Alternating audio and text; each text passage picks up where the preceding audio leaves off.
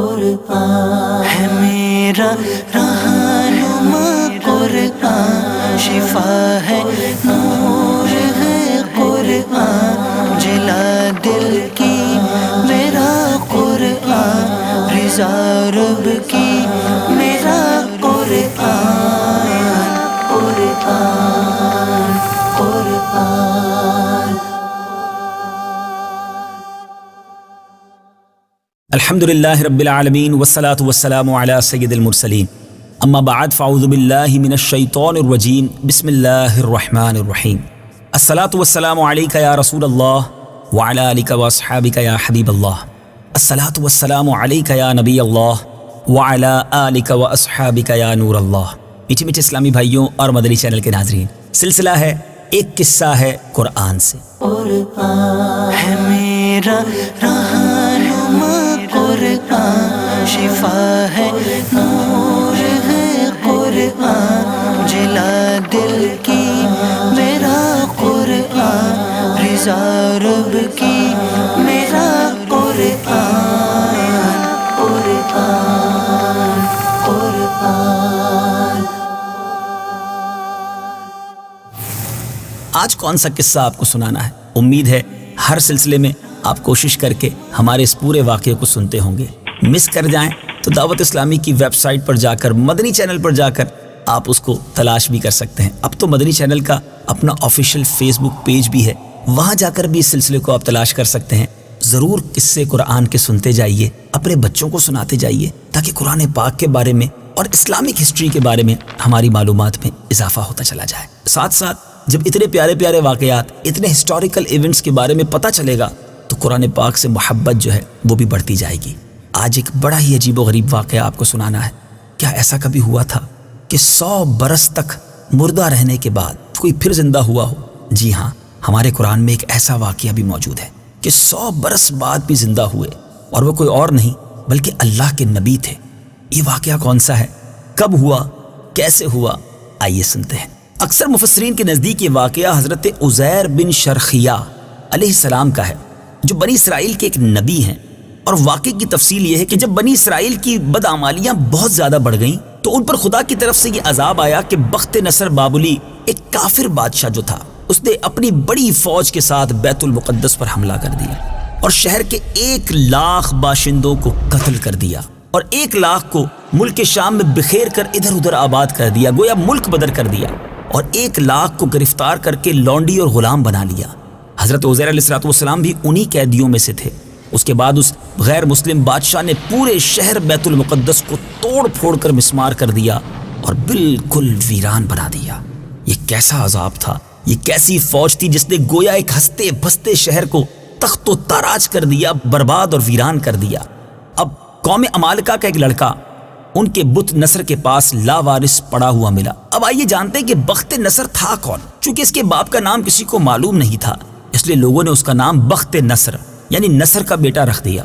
خدا کی شان کی یہ لڑکا بڑا ہو کر کہراسف بادشاہ کی طرف سے سلطنت بابل پر گورنر مقرر ہو گیا، پھر یہ خود دنیا کا بہت بڑا بادشاہ بن گیا۔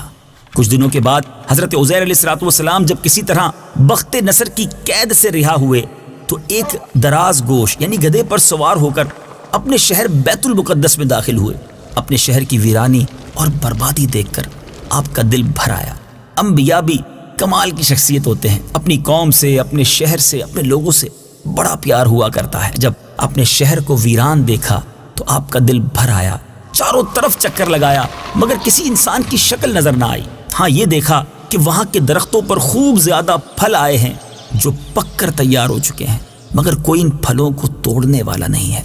یہ منظر دیکھ کر نہایت ہی حسرت و افسوس کے ساتھ آپ کی زبان مبارک سے یہ جملہ نکلا، انا یحیی ہذہ اللہ بعد موتہا، یعنی اس شہر کی ایسی بربادی اور ویرانی کے بعد بھلا کس طرح اللہ عز و جل اس کو آباد کرے گا۔ پھر آپ نے پھلوں کو توڑ کر تناول فرمایا، انگوروں کا رس نچوڑ کر نوش فرمایا، پھر بچے ہوئے پھلوں کو اپنے جھولے میں ڈال دیا اور بچے ہوئے انگور کے شیرہ کو اپنی مشک میں بھر لیا اور اپنے گدھے کو مضبوط رسی کے ساتھ باندھ دیا۔ پھر آپ ایک درخت کے پاس کچھ دیر کے لیے نیچے آرام کرنے لگے۔ آپ نے تو آرام کے لیے یوں سمجھیے کہ آپ لیٹے تھے کہ کچھ آرام کر لیا جائے، مگر اسی نیند کی حالت میں آپ کی وفات ہو گئی، گویا آپ نے دنیا سے پردہ فرما لیا۔ اللہ تعالیٰ نے درندوں، پرندوں اور چرندوں اور جنوں انسان سب کی نظروں سے آپ کو اوجھل کر دیا تاکہ آپ کو کوئی بھی نہ دیکھ سکے۔ یہاں تک کہ 70 برس کا زمانہ گزر گیا تو ملک فارس کے بادشاہوں میں سے ایک بادشاہ اپنے لشکر کے ساتھ بیت المقدس کے اس ویرانے میں داخل ہوا اور بہت سے لوگوں کو یہاں لا کر بسایا، شہر کو پھر آباد کر دیا، اور بچے کھچے بنی اسرائیل کو جو اطراف میں چلے گئے تھے، بکھر گئے تھے، سب کو بلا بلا کر شہر میں پھر آباد کر دیا۔ ان لوگوں نے نئی عمارتیں بنا کر اور قسم قسم کے باغات لگا کر اس شہر کو پہلے سے بھی زیادہ خوبصورت اور بارونق بنا دیا۔ ذرا غور کیجئے، ایک وہ نقشہ ہے بیت المقدس کا جب ویران ہے، لوگ بھی باہر جا چکے ہیں، کئی لوگ غلام بن چکے ہیں، 1 لاکھ کے قریب لوگ ہلاک ہو چکے ہیں۔ ایک شہر تھا جس میں کوئی نہ تھا، اور اب 100 سال کے قریب عرصہ گزرا ہے اور شہر پھر سرسبز و شاداب ہے، پھر عمارتیں ہیں، پھر لوگ آباد ہیں۔ جب حضرت عزیر علیہ السلام کو 100 برس وفات کی حالت میں گزر گئے تو اللہ تعالیٰ نے آپ کو زندہ فرمایا۔ آپ نے دیکھا کہ آپ کا گدھا مر چکا ہے اور اس کی ہڈیاں بھی گل سڑ کر ادھر ادھر بکھری پڑی ہیں، مگر تھیلے میں جو پھل تھے اور مشک میں رکھا ہوا انگور کا جو شیرہ تھا، جو انگور کا جوس تھا، بالکل خراب نہ ہوا تھا۔ نہ تو پھلوں میں کوئی بو تھی، نہ تغیر تھا، نہ شیرے میں کوئی بدمزگی تھی۔ اللہ غنی۔ آپ نے یہ بھی دیکھا کہ آپ کی سر اور داڑھی کے بال بھی کالے تھے، یعنی آپ 40 برس کی عمر میں گویا آرام کرنے لیٹے تھے، آپ کو وفات دے دی گئی۔ 100 برس بعد جب آپ اٹھے تو آپ اب بھی گویا 40 برس کے ہی دکھتے تھے۔ آپ حیران ہو کر سوچ و بچار میں پڑے تھے کہ اللہ عز و جل نے آپ پر وحی بھیجی اور اللہ تعالیٰ نے آپ سے دریافت کیا کہ اے عزیر، آپ کتنے دنوں تک یہاں رہے؟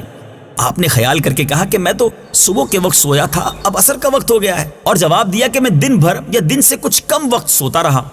اللہ تعالیٰ نے فرمایا کہ اے عزیر، تم پورے 100 برس یہاں ٹھہرے، اب تم ہماری قدرت کا نظارہ کرنے کے لیے ذرا اپنے گدھے کو دیکھو، اس کی ہڈیاں گل سڑ کر بکھر چکی ہیں، اور اپنے کھانے پینے کی چیزوں پر نظر ڈالو کہ ان میں کوئی خرابی اور بگاڑ پیدا نہیں ہوا ہے۔ پھر ارشاد فرمایا کہ اے عزیر، اب تم دیکھو کہ کس طرح ہم ان ہڈیوں کو اٹھا کر ان پر گوشت پوست چڑھا کر اس گدھے کو پھر زندہ کرتے ہیں۔ پھر چنانچہ حضرت عزیر علیہ السلام نے اب جب اپنے گدھے کو دیکھا کہ اچانک بکھری ہوئی ہڈیوں میں حرکت پیدا ہوئی اور ایک دم ہڈیاں جمع ہو کر اپنے اپنے جوڑ سے مل کر گدھے کا ڈھانچہ بن گیا، پھر لمحہ بھر میں اس ڈھانچے پر گوشت پوست بھی چڑھ گیا اور گدھا زندہ ہو کر اپنی بولی بولنے لگا۔ یہ دیکھ کر حضرت عزیر علیہ السلام بلند آواز سے کہنے لگے، اعلم ان اللہ علی کل شیء قدیر۔ ترجمہ، میں خوب جانتا ہوں کہ اللہ ہر چیز پر قادر ہے۔ اس کے بعد حضرت عزیر علیہ السلام شہر کا دورہ فرماتے ہوئے اس جگہ پہنچ گئے جہاں 100 برس پہلے آپ کا اپنا مکان تھا۔ کسی نے آپ کو نہ پہچانا، نہ آپ نے کسی کو پہچانا۔ ہاں، البتہ یہ دیکھا کہ ایک بہت ہی بوڑھی اور اپاہج عورت مکان کے پاس بیٹھی ہے جس نے اپنے بچپن میں حضرت عزیر علیہ السلام کو دیکھا تھا۔ آپ نے اس سے پوچھا کہ کیا یہی عزیر کا مکان ہے؟ تو اس نے جواب دیا کہ جی ہاں۔ پھر بڑھیا نے کہا کہ عزیر کا کیا ذکر ہے، ان کو تو 100 برس ہو گئے ہیں کہ وہ بالکل ہی لاپتہ ہو گئے ہیں۔ اور یہ کہہ کر بڑھیا رونے لگی، اور آپ نے فرمایا کہ اے بڑھیا، میں ہی عزیر ہوں۔ تو بڑھیا نے کہا کہ سبحان اللہ، آپ کیسے عزیر ہو سکتے ہیں؟ آپ نے فرمایا کہ اے بڑھیا، مجھ کو اللہ تعالیٰ نے 100 برس تک مردہ رکھا، پھر مجھ کو زندہ فرمایا اور میں اپنے گھر آ گیا ہوں۔ تو بڑھیا نے کہا کہ حضرت عزیر علیہ السلام تو ایسے باکمال تھے کہ ان کی ہر دعا مقبول ہوتی تھی۔ اگر آپ واقعی حضرت عزیر علیہ السلام ہیں تو میرے لیے دعا کیجئے کہ میری آنکھوں میں روشنی آ جائے، میرا فالج اچھا ہو جائے۔ حضرت عزیر علیہ السلام نے اللہ کی بارگاہ میں دعا کی، بڑھیا کی آنکھیں بھی ٹھیک ہو گئیں اور اس کا فالج بھی ٹھیک ہو گیا۔ پھر اس نے غور سے آپ کو دیکھا تو پہچان لیا اور بول اٹھی کہ میں شہادت دیتی ہوں کہ آپ یقیناً حضرت عزیر علیہ السلام ہیں۔ پھر وہ بڑھیا آپ کو لے کر بنی اسرائیل کے محلے میں گئی۔ اتفاق سے وہ سب لوگ ایک مجلس میں جمع تھے۔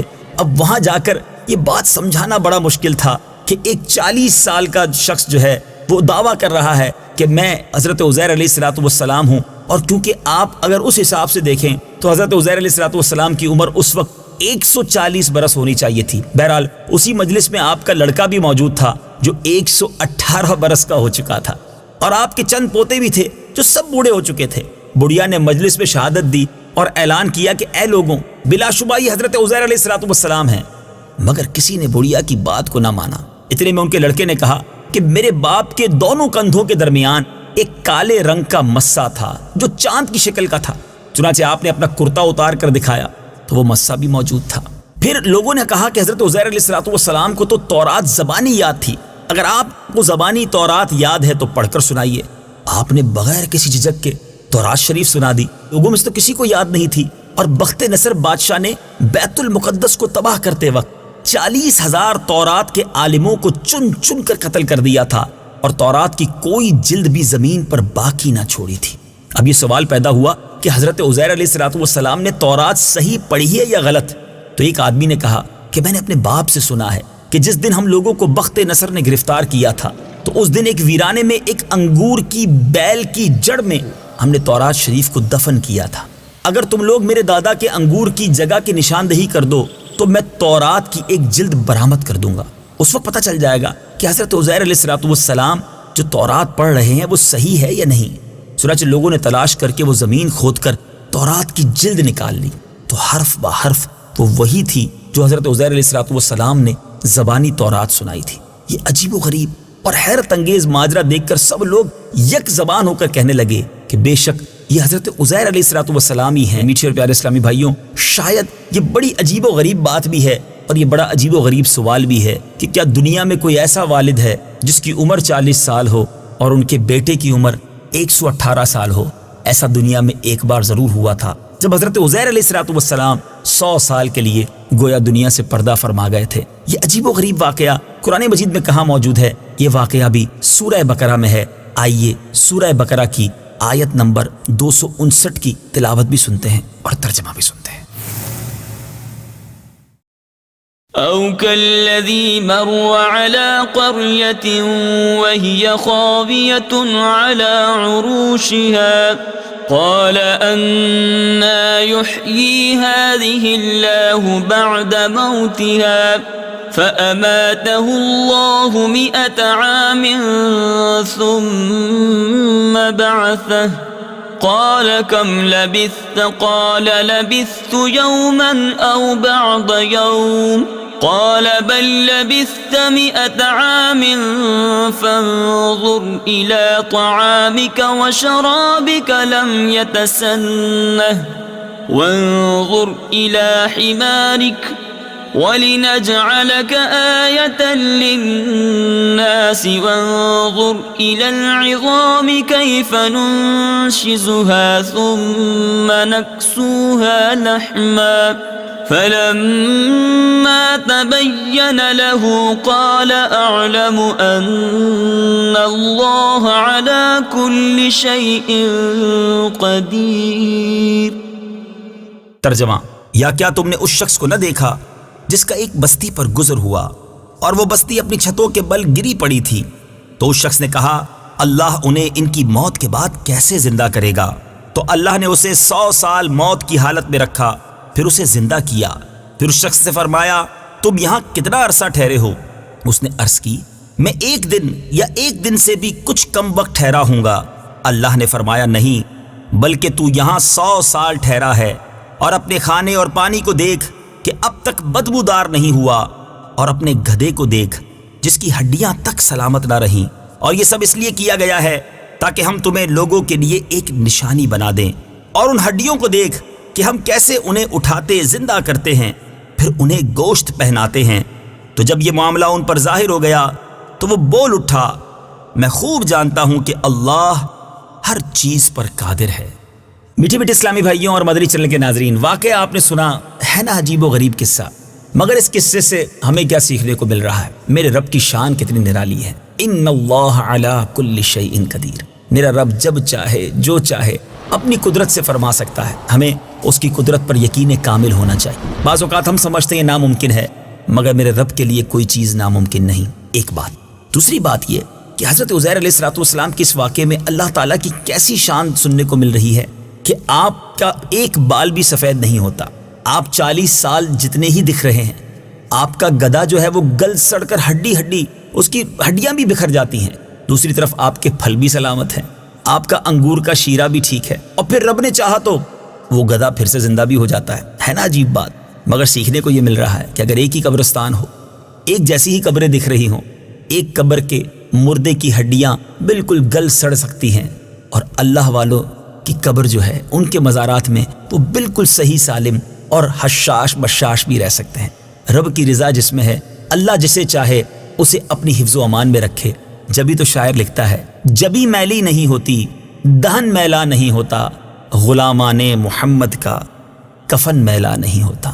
اور دوسری بات جو سیکھنے کو مل رہی ہے کہ حضرت عزیر علیہ الصلوۃ والسلام کا بیت المقدس یعنی اس شہر کی ویرانی بربادی دیکھ کر جس طرح آپ کا دل بھر آیا، جس طرح آپ نے اللہ عز و جل کی بارگاہ میں التجائیں پیش کی، اس سے پتہ چلا کہ اپنے وطن سے، اپنے شہر سے محبت کرنا یہ اللہ والوں کا طریقہ ہے۔